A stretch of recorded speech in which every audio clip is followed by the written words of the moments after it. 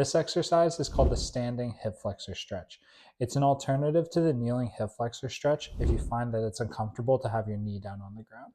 For the Standing Hip Flexor Stretch, you'll need a chair or some type of workout bench.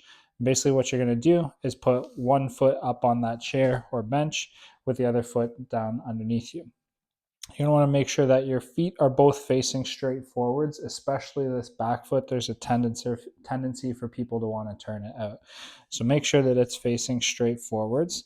And then what you're going to do is tuck your hips underneath you. That's going to come from a little bit of a bracing in through here and squeezing in through your glutes. And this should create a stretch across the front of that hip for where the foot is down on the ground. If that isn't a big enough stretch for you, you could start out just a little bit farther from it and repeat the same steps of tucking your hips underneath you, making sure that this foot is pointing straight forwards. And I tend to keep the heel on the ground, but if you feel like the calf stretch is much bigger than the stretch at the front of the hip, then you could play around with variations of letting the heel come up off of the ground.